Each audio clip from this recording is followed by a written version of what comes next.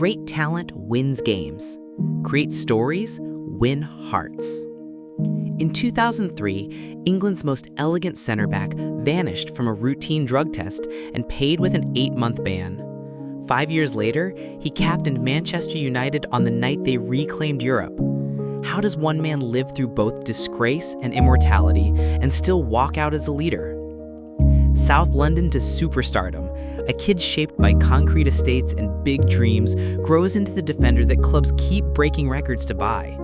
First, Leeds United gamble $18 million, a British record for a defender, to wrench him from West Ham in November 2000. 2 seasons later, Manchester United go bigger still, roughly $30 million, a world record fee for a defender in July 2002. Numbers that, even now, feel less like transfers and more like statements of intent. But Rio Ferdinand is not just a price tag.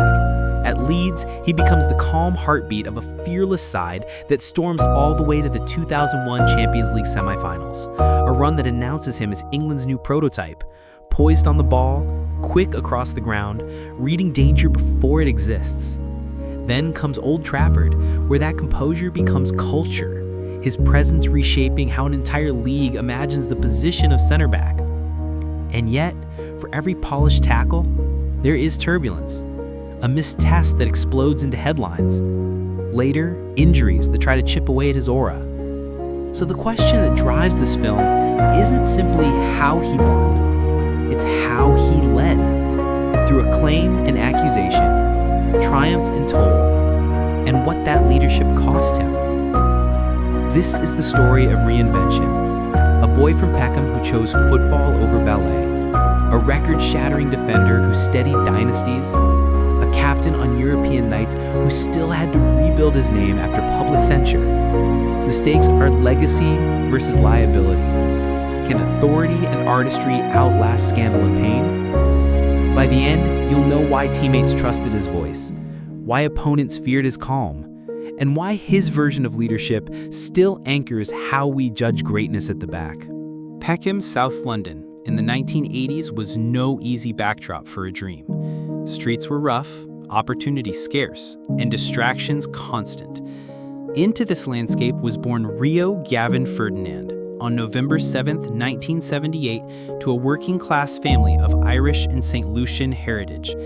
His parents, Janice and Julian, soon separated, leaving his mother to carry most of the responsibility. Yet amid the challenges of a single-parent household, young Rio found structure and expression not just through football, but through art, dance, and sport of every kind. What sets his childhood apart from so many of his peers is that Rio was not funneled straight into football. At school, he excelled in gymnastics and even ballet, disciplines that taught him balance, coordination, and grace. That early exposure helped forge a defender who, years later, would glide across the Old Trafford turf with movements more akin to a dancer than a destroyer. While many of his friends drifted toward gangs and trouble, Rio's versatility and his mother's insistence on discipline kept him in safe channels. Football, however, remained the heartbeat. Rio joined local youth sides and quickly outshone opponents with both his physical gifts and his technical comfort. Unlike the stereotypical English center-half, he wanted the ball at his feet.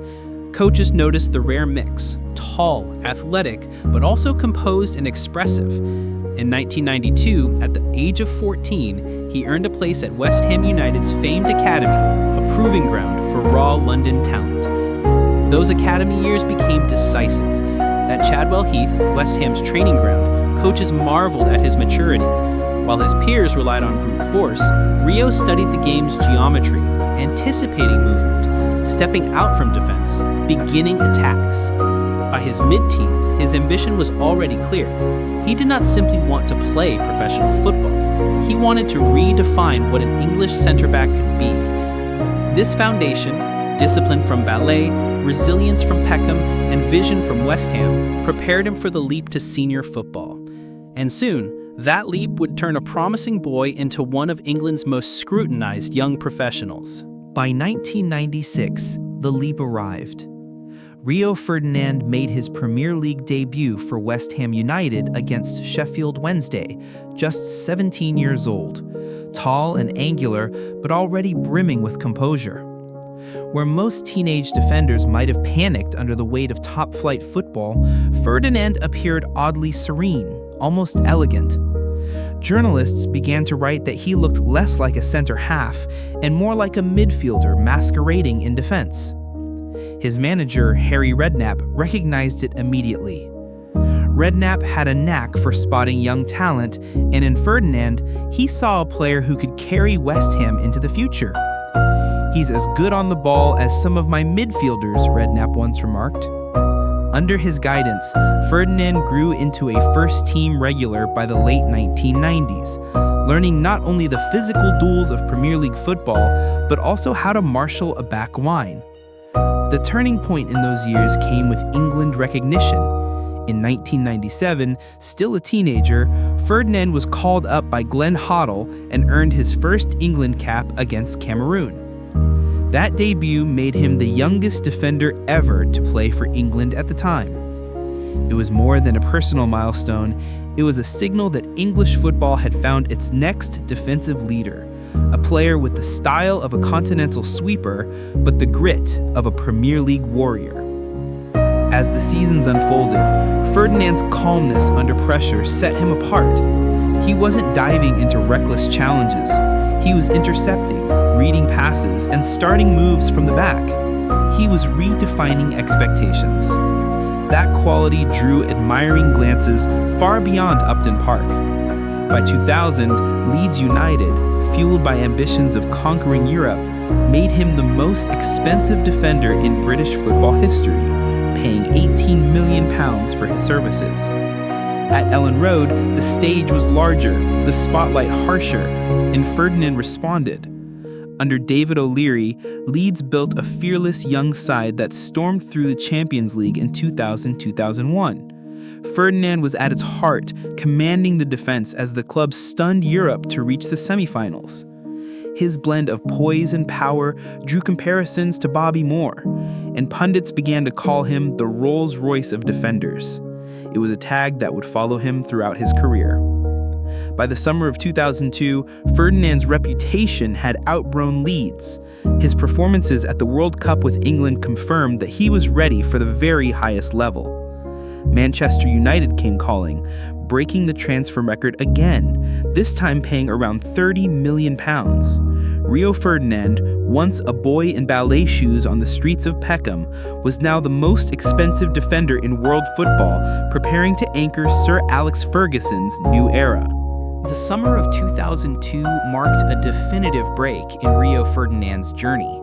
Manchester United, stung by the loss of their Premier League crown to Arsenal and eager to rebuild dominance, shattered records to bring him to Old Trafford for £30 million, the highest fee ever paid for a defender worldwide at that time. It was not just a transfer, it was a declaration. United had invested in a man they believed could anchor their defense for a generation. Ferdinand's arrival came with colossal pressure.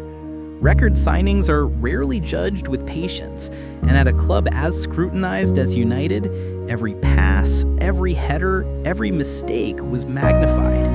Yet, almost from his first outings in the red shirt, he exuded the same calm he had shown at West Ham and Leeds. His debut season, 2002-03, ended with United reclaiming the Premier League title, vindicating Sir Alex Ferguson's gamble. In a side full of attacking firepower, Rio's poise at the back became the silent engine of their resurgence. But it was not only silverware that marked his breakthrough. Ferdinand introduced a new vocabulary into the English game. Until then, center halves were judged on grit, tackles, and aerial duels. Rio brought something different: the ability to carry the ball out, to start attacks with precision passing, to glide rather than grapple. Pundits coined the phrase Rolls-Royce defender to capture that rare elegance. He made defending look less like firefighting and more like choreography. One of the emblematic moments of this era came not in domestic competition, but on the grand stage of Europe. In May of 2008, in Moscow's Champions League final against Chelsea, Ferdinand, by then wearing the captain's armband in the absence of Gary Neville, stood tall under torrential rain. Didier Drogba, Chelsea's fearsome striker, prowled menacingly. Yet Ferdinand alongside Nemanja Vidic kept him largely at bay. The match ended in a penalty shootout, United triumphant, and Ferdinand was the man who lifted the trophy aloft. From Peckham streets to Champions League glory, the arc was complete. Media and fans alike recognized his transformation from a promising youngster into a leader of men. The press lauded him as a defender of European caliber, and Ferguson later admitted that Ferdinand's presence at the back allowed his teams to take more risks up front. It was the foundation of a dynasty that would sweep English football for the next half-decade. Yet, within the joy of those nights lay the inevitable tension. Record-breaking fees and continental elegance were one side of Ferdinand's story. Controversy and criticism would soon become the other. In late 2003, a missed drug test would see him suspended for 8 months, a shadow that threatened to undo all he had built. But that storm belongs to a later chapter. For now, the breakthrough was undeniable. Rio Ferdinand had not only justified his fee, but redefined the very template of an English center-back. He was no longer just a defender, he was the standard against which all others would be measured. The years between 2006 and 2011 are remembered as the absolute peak of Rio Ferdinand's career, a golden stretch where elegance met dominance, and where his partnership with Nemanja Vidic etched itself into Premier League folklore. By then, Ferdinand had already settled as United's defensive general, but it was the arrival of Vidic in January 2006 that unlocked his finest version. They were opposites in style. Rio calm, graceful, anticipating danger before it arrived. Vidic, raw, fearless, ready to hurl himself at boots, studs, and crosses. Together they formed a near-perfect balance, the steel and the silk. Sir Alex Ferguson called them the best centre-back pairing I ever had, and few disputed it. The statistics tell their own story. From 2006 to 2009, Manchester United conceded the fewest goals in the Premier League for 3 straight seasons. The 2007 to 2008 campaign was especially historic. 21 clean sheets in 38 league games, capped by Champions League triumph in Moscow. Ferdinand, often wearing the captain's armband during Gary Neville's injury spells, became the calm face of United's dominance. His composure spread through the side, allowing Cristiano Ronaldo, Wayne Rooney, and Carlos Tevez to play with abandon, knowing the fortress behind them was secure. Individually, Ferdinand's performances were masterclasses in timing and reading of the game. He rarely slid into tackles, not because he was soft, but because he so often positioned himself to intercept before danger escalated. His distribution, meanwhile, gave United a hidden weapon. He would step into midfield, threading passes between the lines, turning defense into attack with one stride. It was footballing intelligence that felt years ahead of its time, laying the template for the ball-playing center-backs of today. The accolades followed. Ferdinand was named in the PFA Team of the Year 6 times, 5 of them during his peak years. He was a mainstay in England's defense, forming partnerships with John Terry and later with emerging talents. Though his chemistry at international level never quite matched what he built with Vidic at United. Even so, Ferdinand was regarded as England's most cultured defender since Bobby Moore, a lineage that carried weight. The peak years also produced emblematic matches. In March 2008, United faced Roma in the Champions League quarterfinals.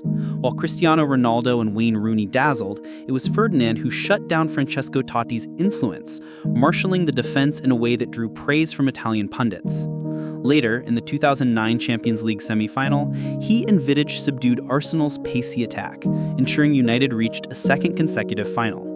Though Barcelona's brilliance would twice deny them ultimate glory, Ferdinand's stature on the European stage was secure. What made this era remarkable was not only the trophies, 6 Premier League titles overall, including 3 consecutive from 2007 to 2009, but the aura of inevitability. United stepped onto pitches believing they could not be beaten, and Rio's presence at the back embodied that confidence. In interviews, teammates often said that when Rio spoke, they listened. His leadership was not fiery, it was authoritative through calm. He did not scream, he set standards. Off the pitch, Ferdinand became a face of the modern footballer. Stylish, articulate, media-savvy.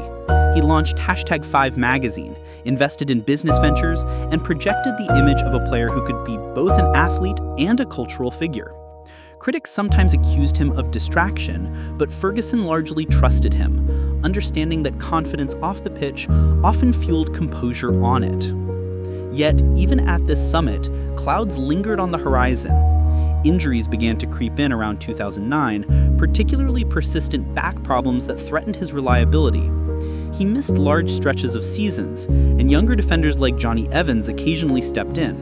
Still, whenever Ferdinand returned, his quality was undeniable. United's defensive line simply looked more assured with him in it. The rehook in his story came in contrasts. At his peak, Ferdinand was untouchable, yet whispers of fragility and memories of past controversy never fully vanished. The doping test ban of 2003 still resurfaced in discussions, a reminder that greatness in football is never divorced from the shadows that chase it. By 2011, as United reclaimed the title yet again, Rio Ferdinand had nothing left to prove. He was not merely one of the best in England, he was one of the finest defenders in the world, a player who had redefined the role for an entire generation. His peak was not only about dominance, it was about transformation, of himself, of his club, and of how English football understood the art of defending. But in football, peaks are fleeting. For Ferdinand, the fall did not come from losing sharpness on the pitch. It came from scandal, suspension, and later heartbreak off it. What happens when the anchor of Manchester United's defense is suddenly pulled from the waterline? For all his elegance and authority on the field, Rio Ferdinand's career was never free from turbulence.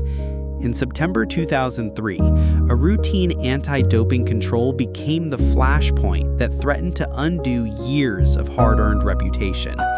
Ferdinand missed a mandatory drugs test at Manchester United's training ground. He insisted it was a genuine oversight. He had simply forgotten, but the Football Association took no chances. The verdict? An 8-month suspension from football and a £50,000 fine. The fallout was brutal. England, preparing for Euro 2004, lost its most composed defender. Tabloids labeled him irresponsible, fans questioned his professionalism, and Ferguson raged at the severity of the punishment. Rio became a pariah for months, training alone, denied the chance to do what he loved most. That period was more than a ban. It was an exile, a scar that would shadow him even as he rebuilt his reputation. When he returned in September 2004, Ferdinand faced the test of resilience. Could he regain the trust of teammates, supporters, and the nation? The answer, slowly, was yes. His performances resumed their serenity. His partnership with Vidic blossomed, and titles followed. Yet the memory lingered. Every mistake resurrected old criticisms, every triumph tinged with the reminder that he had once been sidelined for failing a basic duty. As the years passed, another adversary emerged: injury. By 2009, recurring back and calf problems began to limit his availability. He could still dominate on his best days, but the rhythm of playing week in, week out slipped away. Ferguson managed his minutes carefully, yet whispers grew louder. How long could Ferdinand defy his body? The final shift came with age. In 2014, after 12 decorated seasons, Manchester United chose not to renew his contract. Ferdinand signed with Queen's Park Rangers, hoping to guide a younger side with his experience. But the Rio of QPR was a shadow of the Rolls-Royce defender. Slower, more exposed, he struggled, and within a year he retired from the professional game. Off the pitch, an even heavier blow struck. In 2015, his wife, Rebecca Ellison, passed away from breast cancer, leaving Ferdinand a widower at 36 with 3 young children. For a man once defined by composure on the pitch, it was his most human, most devastating defeat. In interviews later, he admitted he contemplated walking away from everything. Football had given him discipline, fame, and security, but it could not shield him from grief. This period, however, revealed a different kind of leadership. Ferdinand became a public advocate for resilience, speaking openly about bereavement and mental health. His 2017 documentary, Rio Ferdinand, Being Mom and Dad, won acclaim for its honesty, showing a man vulnerable, yet determined to protect his family. The setbacks, ban, injuries, personal tragedy could have defined him. Instead, they deepened the story. They showed that leadership is not only about lifting trophies, but also about carrying unbearable weight with dignity.